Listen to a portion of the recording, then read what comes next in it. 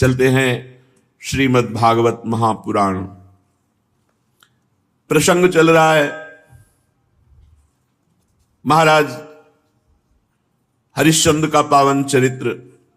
कल आपने सुना हरिश्चंद्र जी के पुत्र थे रोहित, रोहित के पुत्र हुए हरित, हरित से चंप नाम के पुत्र हुए जिन्होंने चंपापुरी बसाई। चंप से सुदेव, उनके पुत्र हुए विजय, विजय का भरुक, भरुक का वृक, वृक का पुत्र बाहुक। शत्रुओं ने बाहुक से राज्य छीन लिया तो अपनी पत्नी के साथ वन में चले गए, और वन में जाने पर बुढ़ापे के कारण जब बाहुक की मृत्यु हो गई तब उनकी पत्नी भी उनके साथ सती होने को उद्यत हुई। परंतु महर्षि और को ये मालूम हुआ कि इसके तो गर्भ है, इसलिए उन्होंने रोक दिया कि तुम्हें सती नहीं होना, क्योंकि तुम्हारे गर्भ है तो संतान को नष्ट करना ये तुम्हारे अधिकार की बात नहीं। जब उनकी सौतों को यह मालूम हुआ तो उन्होंने भोजन के साथ उसे विष दे दिया। विष को गर कहते हैं, गर। परंतु इतना प्रभावशाली ऋषियों का कृपा पात्र वो गर्भ कि गर के साथ प्रकट हुआ। गर कहते हैं विष को। तो महर्षि और ने सगर नाम रखा, महाराजा धीराज सगर। बड़े यशस्वी चक्रवर्ती सम्राट हुए हैं। उन्हीं के पुत्रों ने पृथ्वी को खोदकर समुद्र बना दिया। सगर ने अपने गुरुदेव औरव की आज्ञा मानकर ताल, जंग, यवन, शक, है और बर्बर जाति के लोगों का वध नहीं किया, बल्कि उन्हें विरूप बना दिया। उनमें से कुछ के सिर मुड़वा दिए, कुछ के मूछ दाढ़ी रखवा दी, कुछ को खुले बालों वाला बना दिया, कुछ को आधा मुड़वा दिया। कुछ लोगों को सगर ने केवल वस्त्र ओढ़ने की आज्ञा दी, पहनने की नहीं। कुछ को केवल लंगोटी पहनने की कहा, ओढ़ने नहीं। इसके बाद राजा सगर ने और ऋषि के उपदेशानुसार अश्वमेध यज्ञ के द्वारा संपूर्ण वेद और देवतामय आत्मस्वरूप सर्वशक्तिमान भगवान की आराधना की। अश्वमेध यज्ञ में घोड़ा छोड़ा जाता है।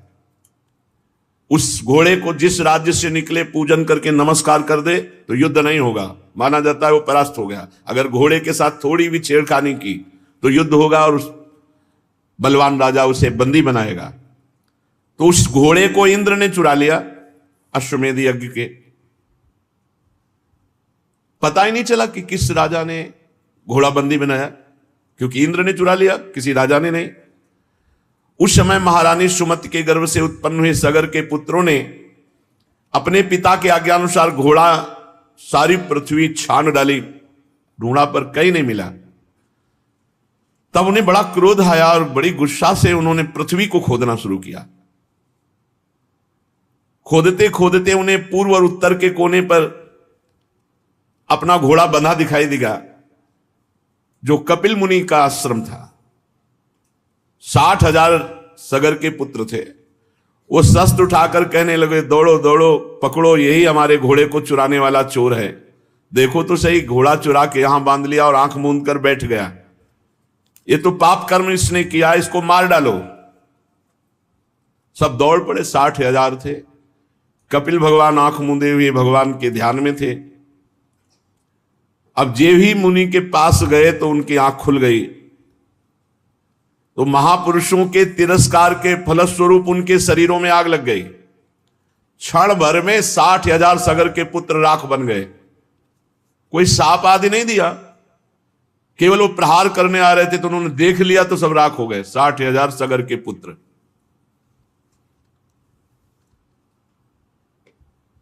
ये महापुरुषों के अपराध करने का फल है, क्योंकि कपिल भगवान तो गुणातीत स्थिति में है, वो क्रोध काहे को करेंगे।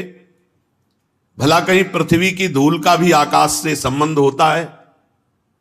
ऐसे ही भला क्रोध का संबंध दिव्य महापुरुष से होता है? ये तो दिव्य महापुरुष है, भगवत प्राप्त भगवान के अवतार ही है। ये संसार सागर एक मृत्युमय पथ है, इसके पार जाना अत्यंत कठिन है। परंतु भगवान कपिल देव जी ने सांख्य शास्त्र की ऐसी दृढ़ नाव बना दी जिससे मुक्ति की इच्छा रखने वाला कोई भी व्यक्ति उस समुद्र के पार जा सकता है। परम ज्ञानी परमात्मा हैं कपिल भगवान, भला उनमें शत्रु और मित्र का भाव कैसे आ सकता है। अब जब सगर को पता चला कि 60,000 पुत्र हमारे भस्म हो गए, तो उनकी दूसरी पत्नी थी केशनी, उनके गर्भ से असमंजस नामक पुत्र हुआ। असमंजस के पुत्र का नाम था अंशुमान। अंशुमान अपने दादा सगर की आज्ञाओं का पालन और उन्हीं की सेवा में लगे रहते थे। असमंजस पहले जन्म के योगी थे, विषय संग के कारण योग से विचलित हो गए थे, परंतु योग का प्रभाव इस जन्म में भी था, इसलिए वे कोई भी अच्छा काम नहीं करते, सब काम बिगाड़ देते कि कोई उनसे प्यार ना करे, जिससे सब लोग यही समझने लगे थे कि असमंजस पागल है। वे कभी कभी अत्यंत निंदनीय कर्म कर बैठते और अपने को दिखाते बुद्धिहीन पागल। यहां तक कि जब बच्चे खेलते होते तो उठा के सरयू में डाल देते। बड़ा उद्विग्न कर दिया सबको। महाराज सगर जी ने देखा कि ये असमंजस हमारे बिल्कुल विपरीत आचरण, तो त्याग दिया। जब असमंजस ने देखा कि हमारा त्याग हो गया तो जितने बालक सरयू में फेंके थे सबको जीवित करके अपनी अपनी अवस्था के अनुसार नगर में छोड़ दिया और आप वन के लिए चले गए। अयोध्या के नागरिकों ने देखा कि सबके बालक लौट आए, तब राजा सगर को बड़ा पश्चाताप हुआ कि हमने अपने सिद्ध योगी पुत्र का पागल समझ करके अपमान किया। अब अंशुमान को आज्ञा करी तो उन्होंने अपने जो चाचा से 60,000 लाख बने हुए थे, भस्म के पास देखा घोड़ा बंधा हुआ, तो हाथ जोड़ करके अंशुमान कपिल भगवान के चरणों में गए और एकाग्रता से स्तुति की। अंशुमान ने कहा, हे कपिल भगवान, आप अजन्मा ब्रह्मा जी से भी परे हैं, इसलिए आपको प्रत्यक्ष रूप में देखा नहीं जा सकता, समाधि के द्वारा आपका अनुभव होता है, किंतु ये रजोगुणी जन आपको समझ नहीं पाए, इसलिए अपराध कर दिया और अपने अपराध से ही वो भस्म हो गए। संसार के शरीरधारी 3 गुणों में ही विचरण करते रहते, सतोगुण, रजोगुण, तमोगुण, जागृत, स्वप्न और सुषुप्ति, 3 अवस्थाएं। इसी कारण ये माया मोहित जन, हे भगवान आप सर्वत्र हैं पर आपका दर्शन नहीं कर पाते। 3 गुणों और उनका प्रभाव, जागृत, स्वप्न, सुषुप्ति, आप सबके हृदय में विराजमान है पर आपको कोई नहीं जान सकता। सनंदन आदि मुनि आत्मस्वरूप के अनुभव से माया के गुणों के द्वारा होने वाले भेद को मिटा दिया तो आपका अंदर ही साक्षात्कार प्राप्त कर लिया। पर मैं तो मूढ़ पुरुष हूं, कैसे आपका चिंतन करूं। माया और उसके गुण और गुणों के कारण होने वाले कर्मों के संस्कार, ये सब स्थूल सूक्ष्म कारण आप में नहीं है। ना तो आपका नाम है ना तो रूप, आप में ना कार्य है ना तो कारण, आप सनातन आत्मा हैं। ज्ञान का उपदेश करने के लिए कपिल रूप धारण किया, हम आपको नमस्कार करते हैं। भगवान कपिल देव जी ने कहा, बेटा इस घोड़े से हमारा कोई संबंध नहीं, पता नहीं कौन तुम्हारे पिता के यज्ञ पशु को चुरा के लाया और यहां आश्रम में बांध दिया, और तुम्हारे चाचाओं ने मूर्खता की, वो समझे कि हमने घोड़ा चुराया तो हम पर प्रहार करने को चले तो भस्म हो गए। अंशुमान ने बड़ी नम्रता से कहा, प्रभु मेरे पुरखों का उद्धार कैसे हो ये जो भस्म हो गए। तो उन्होंने कहा, गंगा जल से होगा। यदि गंगा जी कृपा करें और भूतल पे आए और तुम्हारे पुरखों की राख उनमें, तो उनका परम कल्याण हो जाएगा। अंशुमान जी ने जो अश्वमेध यज्ञ का घोड़ा था उसको लिया और पहले ब्राह्मणों से अश्वमेध यज्ञ पूर्ण कराई, फिर महर्षि और के बतलाए हुए मार्ग से महाराज सगर परम पद को प्राप्त हुए। अंशुमान जी ने बड़ी घोर तपस्या की गंगा जी लाने के लिए, परंतु सफलता नहीं मिली। गंगा जी लाने के पहले ही मृत्यु आ गई और उनका शरीर छूट गया। अंशुमान के पुत्र दिलीप हुए।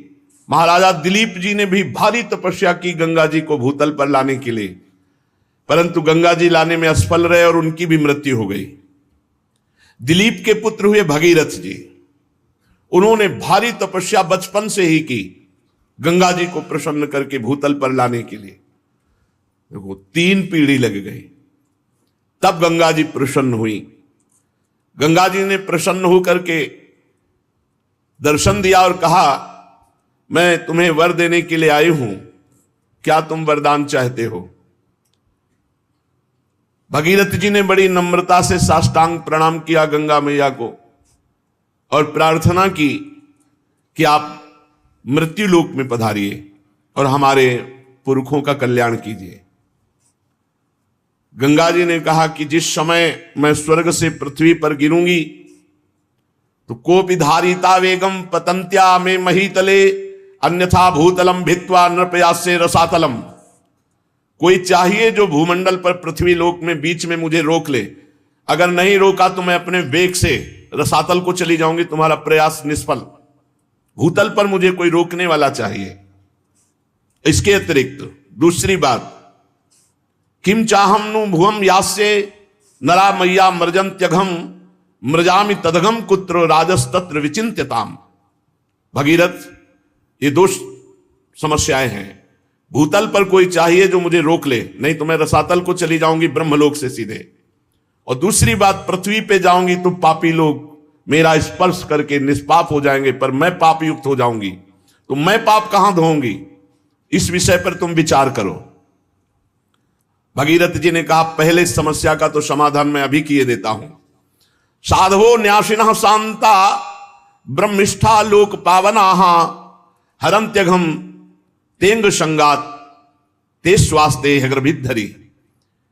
माता, तुम चिंता मत करो, जब पृथ्वी पर आप जाओगे तो पापी ही आपका स्पर्श नहीं करेंगे।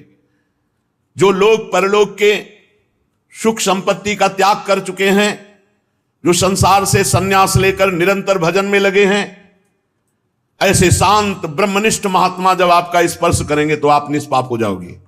गंगा को भी पाप रहित करने की सामर्थ्य भगवत भक्त में है, भगवत प्रेमी महात्मा में है। साधवो न्यासिना, जिन्होंने समस्त भोगों का त्याग कर दिया, ऐसे सन्यासी। शांता, जो हर द्वंद्व सहते हैं। ब्रह्मिष्ठा, जो ब्रह्मनिष्ठा वाले। लोक पावना, जो लोकों के पावन करने की सामर्थ्य रखते हैं। हरंत्यघम तेंग संगात, वो जब गंगा में गोता लगाएंगे तो गंगा निष्पाप हो जाएगी। ये बात कही भगीरथ जी ने।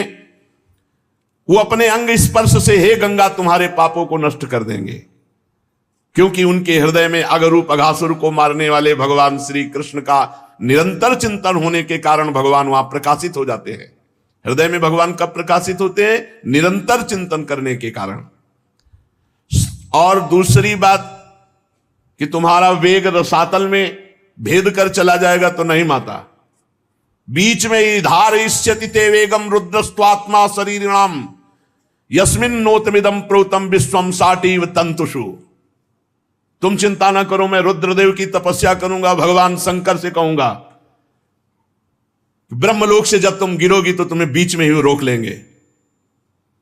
तो गंगा जी ने सोचा कि महादेव जी किस में रोक लेंगे मुझे, देखते हैं। तो गंगा जी ने जब ही ब्रह्मलोक से ऐसी विशाल धारा गंगा जी की, भगवान शंकर ने जटा खोल दी। जटा कटा संभ्रमम भ्रमण नीलम पर निर्झरी विलोलवी चिवल्लरी विराजमान मूर्धनी, और बांध लिया जटाओं। गंगा की धारा को जटाओं में लपेट लिया। भगीरथ ने कहा, महाराज नीचे कुछ बूंद तो गिरे, नहीं तो हमारे पुरखे तो वैसे ही रह गए।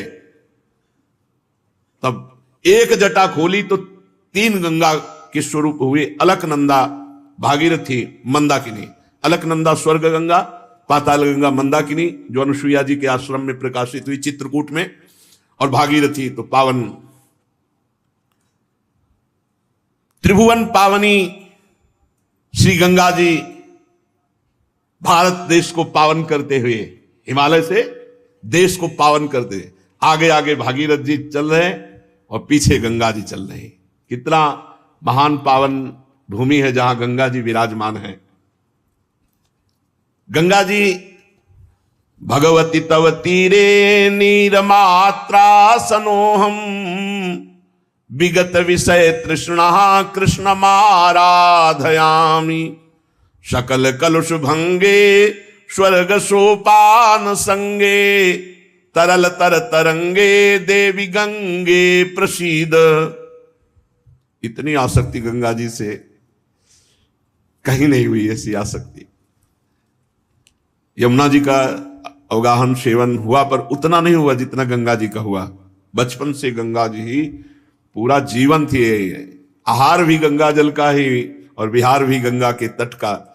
पूरा गंगा शब्द से एकदम रोमांच होता है, जैसे अपनी सगी माँ की याद आ जाए और हृदय विकल हो जाए, ऐसे हो जाता है। गंगा जी की आसक्ति हृदय में इतनी कि वो बता नहीं सकती। जैसे अपनी माँ से आसक्ति होती है, ऐसे गंगा जी से आसक्ति थी, और उन्होंने पालन पोषण माँ की तरह ही किया। हे देवी, तुम्हारे तीर पर केवल तुम्हारा जलपान करता हुआ, विषय तृष्णा से रहित होकर। किसी ने पूछा कि एकांतिक में कि आप भी तो मन वाले हैं, साधक जब साधना करते तो अपने लोग देखते मन भागता है, ये विषय वो विषय संसार, आपको नहीं सताया क्या? तो आपको सही बताएं, ऐसी रहनी और ऐसा स्थान की विषय चिंतन का कहीं संयोग ही नहीं था। ऐसे ऐसे सिद्ध महापुरुष ब्रह्मलीन, जिनको देखने के बाद हाहाकार मचता ब्रह्म तत्व में स्थित होने का, कहीं विषय संयोग का दर्शन गंगा किनारे कहां है? और कभी हरिद्वार की तरफ ऊपर नहीं चढ़े, जहां देखा कि भीड़ वहां नहीं गए, बस किनारा किनारा ही, प्रयाग तीर्थराज काशी विश्वनाथ घाटों में, फिर किनारा वापस, यही क्षेत्र ही था, यही क्षेत्र था। हम कहीं जीवन में नहीं गए, किसी भी तीर्थ में, किसी और धाम में नहीं गए। वृंदावन आना था, इसलिए चित्रकूट से तो कई दिन चित्रकूट में रुके, नहीं तो कोई तीर्थ नहीं, बस गंगा किनारे जो पड़ते हैं, ब्रह्मावर्त, इलाहाबाद संगम, काशी विश्वनाथ, बस किनारा गंगा जी। गंगा ही हमारा जीवन थी। विषय तृष्णा का नाश करती है गंगा जी का दर्शन, स्नान और जलपान विषय तृष्णा का नाश करके और भगवान की आराधना की अद्भुत वृत्ति देती हैं। हे सकल पाप विनाशिनी, स्वर्ग सोपान रूपिणी, तरल तरंगिणी देवी गंगे, मुझ पर प्रसन्न हो। भगवती भवलीला मौलिमाले तवांभ कणमणु परिमाणम प्राणिनो ये स्पृशंति अमर नगर नारी चामरग्राहिणी नाम विगत कलि कलंकातंक मंके लुठंती। हे भगवती गंगा, तुम महादेव जी के मस्तक की लीलामयी माला हो। जो प्राणी नित्य तुम्हारे जलकण के अणुमात्र का भी स्पर्श करता है, वो कलि कलंक के भय को त्याग कर दिव्यता को प्राप्त होता है। कलयुग उसका कुछ नहीं बिगाड़ सकती। जो गंगा जल का पान करते हैं, एक बूंद ही चाहे रोज। गंगा जल है कौन? हमारे प्रभु का चरणामृत है, वामन भगवान का, जिनका चरणामृत गंगा कहा गया, जिस गंगा जी को देवाधिदेव महादेव सर पर धारण किए। ब्रह्मांडम खंडयंती हर शिरस जटावल्ली मुल्लासयंती स्वरलोकादा पतंती कनक गिरि गुहा गंड शैलात् स्खलंती छोणी पृष्ठे लुठंती दुरित चय चमुर निर्भरम भर्सयंती पाथोदिम पूरयंती सुर नगर सरित पावनी नः पुनातु। ब्रह्मांड को फोड़कर निकलने वाली महादेव जी की जटालता को उल्लसित करती हुई, स्वर्गलोक से गिरती हुई सुमेरु की गुफा और पर्वतमाला से झड़ती हुई पृथ्वी पर लौटती हुई, पाप समूह की सेना को कड़ी फटकार देती हुई, समुद्र को भरती हुई देवपुरी की पवित्र नदी गंगा हमें पावन करे। श्री गंगा जी वरदान है, ब्रह्मद्रव है, मूर्तिमान भगवत स्वरूप है। हम भारतवासियों का कितना सौभाग्य, जहां की नदी के रूप में ब्रह्मद्रव, बिल्कुल सच्ची कहते हैं, रोज नया उत्साह, नई एक अगन भगवत प्राप्ति की, तत्वबोध की। कभी ऐसा खान पान विश्राम संसार ये स्मरण की ही वृत्ति नहीं रही। गंगा जी की कृपा से ये स्मरण की ही वृत्ति नहीं थी। त्रिकाल गंगा स्नान, तीनों टाइम सर में डुबकी लगा के, ऐसे नहीं कि ऐसे हाथ पैर धो लिए, ऐसे तीनों बार गंगा जी का स्नान, चाहे सर्दी हो चाहे गर्मी चाहे बरसात। तो जब लगन लगती है तब फिर कुछ नहीं सुनाई देता। ये मन तभी आपको, आपके हृदय में अभी लगन नहीं लगी, भगवत प्राप्ति की लगन लग जाए तो ये विषय, अरे ब्रह्मादिक के भोग सब विषम लागत ताई, नारायण ब्रज चंद की लगन लगी ही जाए। ऐसे ही जो गांव के लोगों के 100 फेंक दिए जाते हैं, कुत्ते किनारे लाके ऐसे नोच रहे हैं, वहीं बैठे हैं, वहां भोग सुनाई देगा, भोग चिंतन सुनाई देगा। वहां तो बस हाय हाय मचा। ये शरीर की दुर्दशा, यही हमारे शरीर की दुर्दशा होगी। फिर भगवत तत्व का अगर बोध नहीं हुआ तो मतलब क्या रह गया। वहां यही दृश्य, कहीं चिता में आग लग रही, कहीं कोई हाथ लिए कुत्ता भाग जा रहा है, कहीं कोई टांग घसीट रहा है, यही दृश्य थे। ये दृश्य आग का काम करते हैं वैराग्य के। क्या शरीर है। तो कई कई दिन भूखे रहने पर भी पीड़ा थोड़ी होती थी, हर समय ब्रह्माकार वृत्ति। कैसे कैसे जीवन का परम लक्ष्य प्राप्त हो रात दिन। तो ये जो प्राकृतिक कष्ट हैं ये सुख का अनुभव कराते हैं। जैसे योद्धा को जब घाव होता है तो सुख होता है, कायर पुरुष भयभीत होता है, ऐसे जिसका लक्ष्य होता है भगवत प्राप्ति। और गंगा जी वैराग्य में ऐसा पेट्रोल का काम करती है। अगर थोड़ा भी वैराग्य है तो बढ़ा के वैराग्य को बिल्कुल अवधूत बना दे। गंगा जी की अपार महिमा, और यमुना जी की महिमा है कि वैराग्य से अनुराग में डुबा दे, प्रेम में डुबा दे। श्री भगीरथ जी त्रिभुवन पावनी गंगा जी को वहां लेकर के गए जहां उनके पितरों के शरीर राख बने हुए पड़े थे। आगे आगे वो वायु के वेग के समान रथ पर सवार होकर चल रहे, पीछे गंगा जी कलरव करती हुई दौड़ रही है, कल कल करती हुई गंगा जी दौड़ रही। इस प्रकार गंगा सागर संगम पर पहुंचकर उन्होंने जले हुए पुत्रों को अपने जल से गंगा जी ने पावन किया। यद्यपि सगर के पुत्र ब्राह्मण के तिरस्कार से भस्म हुए थे, अपराध हुआ था, लेकिन यह गंगा जी की महिमा है कि ऐसे महत अपराधी को भी परम पद प्रदान किया अपने जल के स्पर्श मात्र से। केवल गंगा जल का जे भी उनके शरीर की राख से स्पर्श हुआ कि सब के सब परम पद के अधिकारी बन गए। जय हो भारत भूमि की, जहां ऐसी पावन गंगा जी। अरे गंगा जी का दर्शन, गंगा जी का आचमन, गंगा जी का स्नान तो निष्पाप करता ही। अगर गंगा गंगा यो ब्रियात योजना नाम सतैरपि, गंगा गंगा गंगा ऐसा उच्चारण करे तो 400 कोस दूर से निष्पाप कर देती गंगा जी। जिनके उद्धार का कोई उपाय नहीं, वो भागवत अपराधी सगर के पुत्र परम पद को प्राप्त हुए, ऐसी माता गंगा जी की महिमा है। केवल गंगा स्पर्श मात्र से। और जो रोज गंगा जी नहाते हैं, गंगा जी का दर्शन करते हैं, गंगा जल पान करते हैं, भला उनके उद्धार में क्या। बड़ी परम पवित्रता की मूर्ति गंगा जी, वो अनुभव अलग अलग महिमा है। पवित्रता की मूर्ति गंगा जी। ज्ञान का उन्मेष गंगा जी के जल से होता है। वैराग्य तो चरम सीमा तक बढ़ जाता है, मृत्यु भी बिल्कुल खिलवाड़ लगती है। गंगा जल से जब शरीर का स्पर्श होता है तो सब पाप थर्रा उठते हैं, नष्ट हो जाते हैं। जो लोग श्रद्धा के साथ नियम लेकर गंगा जी का स्नान करते हैं, उनके संबंध में तो कहना ही क्या है। मैं गंगा जी की महिमा के संबंध में जो कुछ कहा है उसमें कोई आश्चर्य की बात नहीं, क्योंकि गंगा जी सर्वाश्चर्य में भगवान के चरण का धोवन है। जिन चरणों का श्रद्धा से चिंतन कर लेने मात्र से बड़े बड़े मुनि निर्मल हो जाते हैं और तीनों गुणों के बंधन को काटकर भगवत स्वरूप बन जाते हैं। ये गंगा जी उन्हीं भगवान का चरणामृत है, चरण धोवन है। ये संसार के बंधन को काट दे, इसमें कौन सी बड़ी बात है। भगीरथ जी के पुत्र हुए श्रुत, श्रुत का नाभ, नाभ का सिंध द्वीप और सिंध द्वीप का आयुतायु, आयुतायु के पुत्र का नाम था ऋतुपर्ण। ये महाराज नल के मित्र थे। नल को पाशा फेंकने की विद्या ऋतुपर्ण ने ही बताई थी और बदले में अश्व विद्या सीखी थी। ये द्वित क्रीड़ा खेलने के कारण महाराज नल बड़ी समस्या में, बड़े संकट में पड़ गए। पीछे महाभारत में नल और दमयंती का पावन चरित्र सुनाया गया था। तो महाराज ये ऋतुपर्ण बहुत द्वित क्रीड़ा में प्रवीण थे। ऋतुपर्ण नल को पासा फेंकने की विद्या और नल ने अश्व विद्या, बहुत विचित्र इन विद्याओं की कलाएं थी। इतनी रफ्तार से रथ हाँक रहे थे कि ऋतुपर्ण का दुपट्टा गिर गया। तो उन्होंने कहा महाराज सारथी दुपट्टा गिर गया। बोले महाराज न जाने कितने योजन आप आगे आ चुके हो। बोले अभी तो गिरा। बोले महाराज अब तो और कितने आगे आ गए।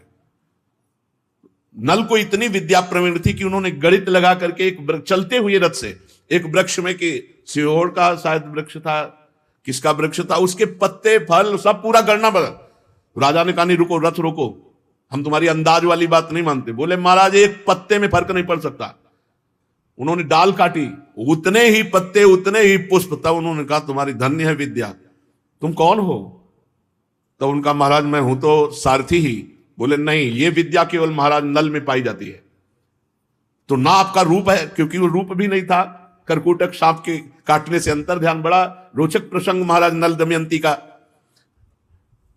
आज भी आनी है कि अगर ऋतुपर्ण राजा और नल करकुटक सांप इनका स्मरण करे तो कलयुग का प्रभाव उसके ऊपर नहीं आएगा।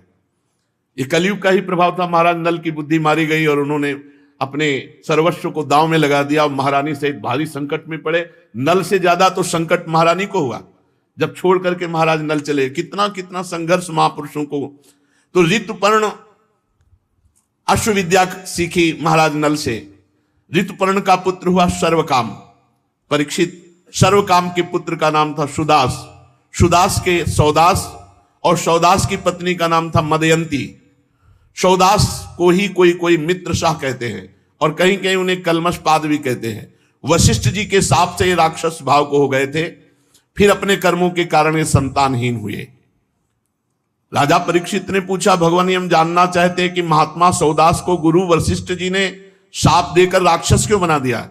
यदि कोई गोपनीय बात ना हो तो गुरुजन अपने शिष्य को बता देते हैं, तो कृपा करके बताइए। श्री सुखदेव जी ने कहा परीक्षित एक बार राजा सौदास शिकार खेलने गए और उन्होंने राक्षस को मार डाला, उसके भाई को छोड़ दिया। राक्षस ने राजा के इस काम को अन्याय माना और भाई की मृत्यु का बदला लेने के लिए जब उसने देखा कि आज वशिष्ठ जी राजा के यहां भोजन करने आ रहे हैं तो रसोइये का अपहरण कर लिया, माया से रसोइये का रूप धारण कर लिया और अभक्ष पदार्थ मांस आदि भोजन में मिलाकर सुंदर भोजन बनाकर वशिष्ठ जी के सामने परोसा गया। तो वशिष्ठ जी भोजन को देख करके जब ध्यानस्थ हुए तो पूरी बात जान गए कि ये तो अपवित्र है। तो उन्होंने क्रोधित होकर राजा को शाप दिया कि तू निमंत्रण करा रहा है मुझे और मुझे अभक्ष पदार्थ परोसा है, ये तेरा काम राक्षसी काम है, इसलिए जा तो राक्षस भाव को प्राप्त हो जा। इसमें महाराज का कोई दोष नहीं था, वो राक्षस रसोईया के रूप में गुप्त रूप से, पर दोष तो राजा का ही, निमंत्रण देने वाले का ही माना जाएगा। इसलिए वशिष्ठ जी ने शाप दे दिया। महाराज कलमशपाद मित्रशः सौदास नाम से पुकारे जाते थे कि जाओ तुम राक्षस भाव को प्राप्त हो जाओ। उन्होंने चरण पकड़ा और कहा महाराज मेरी इसमें कोई गलती नहीं है। तब उन्होंने कहा ठीक है 12 वर्ष तो राक्षस रहोगे ही, 12 वर्ष के बाद तुम पुनः अपने स्वरूप को प्राप्त हो जाओगे। तब उन्होंने कहा महाराज बिल्कुल अपराध ना होने पर 12 वर्ष के लिए राक्षस भाव दिया, मैं भी आपको शाप दे सकता हूं। तो उनकी पत्नी ने कहा नहीं, ये आकाश, ये पृथ्वी, ये दिशाएं सब के सब भगवत स्वरूप है और गुरुदेव सब रूपों में है, गुरुदेव को दंड देना ये कहां की बात? तुम तो अभी राक्षस बन गए, साप तो 12 वर्ष का हो, तुम तो अभी राक्षस बन गए। उनकी पत्नी ने डांट लगाया।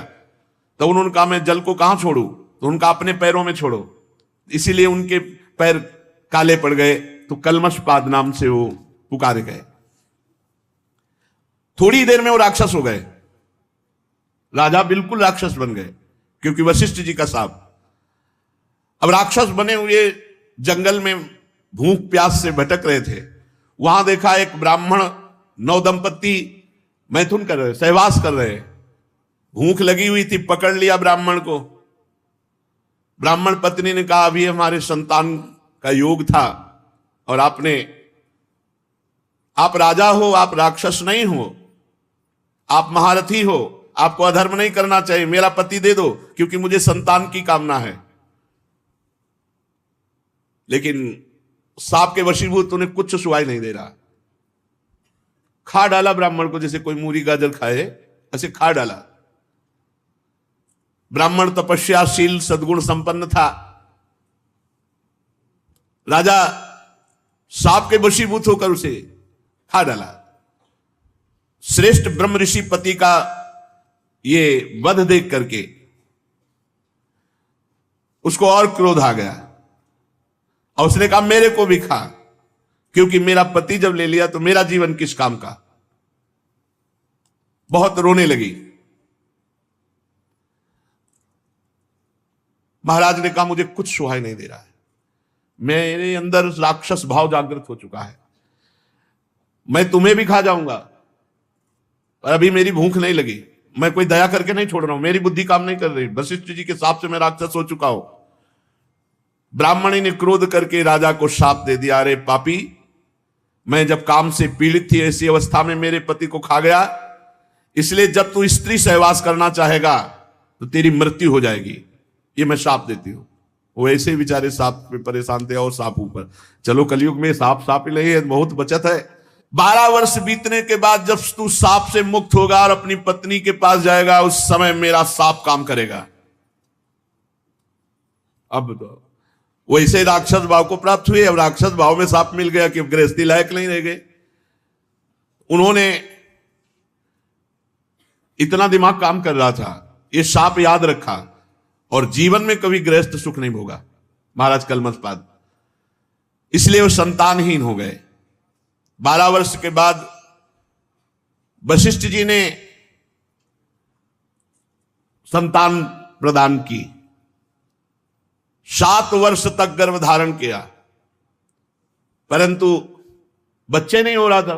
वशिष्ठ जी की कृपा से गर्भाधान तो हुआ, पर 7 वर्ष तक बालक नहीं हुआ। तो वशिष्ठ जी ने एक पत्थर उठाया और पेट पर आघात किया। पत्थर को शास्त्रीय भाषा में अस्म कहते हैं। अस्म से चोट करने के कारण वो बालक प्रकट हुआ तो अस्मक कहलाया। ये बहुत चक्रवर्ती सम्राट हुए अस्मक जी। जब परशुराम जी पृथ्वी को क्षत्रियहीन कर रहे थे तब अस्मक जी को ही छुपा लिया गया था। इन्हीं को नारी कवच कहते हैं। इन्हीं से फिर आगे चलकर क्षत्रिय वंश का विस्तार हुआ। मूलक के पुत्र हुए दशरथ, दशरथ के एडविड, एडविड के राजा विश्वशाह, विश्वशाह के खड़वांग हुए। महाराज खड़वांग ऐसे महावीर थे, इन्हें कोई जीत नहीं सकता था। देवताओं की प्रार्थना से दैत्यों का वध किया महाराज खड़वांग ने। और जब देवता बहुत प्रसन्न हुए तो पूछा आपको जो वरदान चाहिए मांग लो। तो खड़वांग ने कहा मेरी आयु कितनी बची है? तो उनका 2 घड़ी 48 मिनट। अरे मेरा जीवन केवल राजकाज में और युद्ध में इतने में जाता रहा। तत्काल अपने मन और इंद्रियों को अधीन किया और 48 मिनट में परम पद प्राप्त किया। खड़वांग जी ने 2 घड़ी में, जीवन में जब पता चला कि आयु रह गई इतनी 2 घड़ी 48 मिनट, तो मन और बुद्धि को खींचकर भगवान में लगा। महावीर तो थे ही वो, और भगवान में स्थित होकर अपने शरीर को त्यागा, 2 घड़ी में परम पद प्राप्त किया।